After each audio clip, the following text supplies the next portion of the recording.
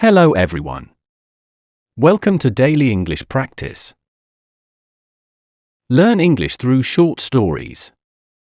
Once upon a time, in the land of Phrygia, there was a king named Midas.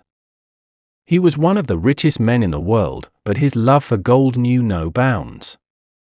Though he had everything he could ever wish for, he always wanted more gold, believing that wealth was the greatest treasure of all. One day, as he walked through his beautiful garden, he came across a strange-looking man resting under a tree. The man had a long white beard and wore a robe covered in dust. Despite his appearance, Midas recognized him as Silenus, a friend of the god Dionysus.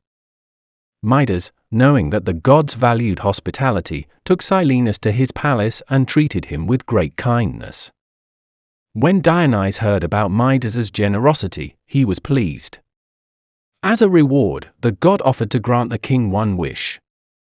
Without hesitation, Midas said, "I wish that everything I touch turns into gold."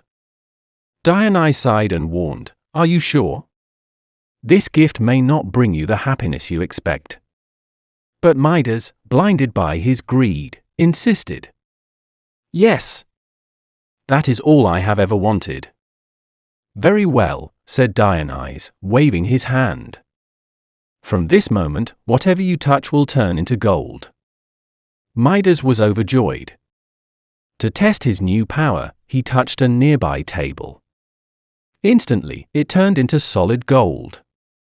He touched a chair, a vase, even the walls of his palace, everything became gold. Midas laughed with delight. But soon, his joy turned into despair.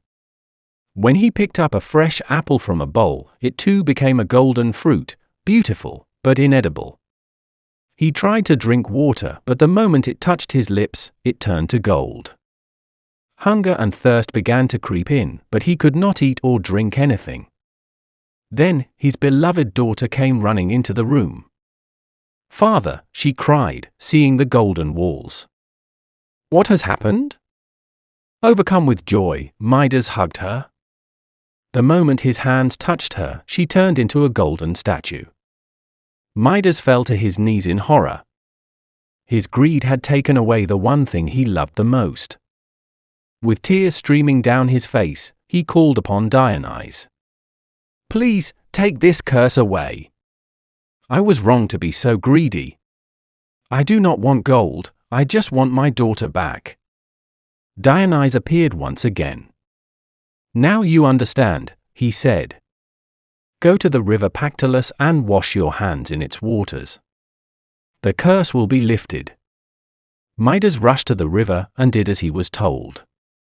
The golden touch left him, and as he returned home, he found his daughter alive and well. He embraced her, filled with gratitude. From that day on, Midas no longer cared for gold. He had learned that true wealth was not in riches, but in love and happiness. Thanks for listening. Subscribe to the channel for more stories.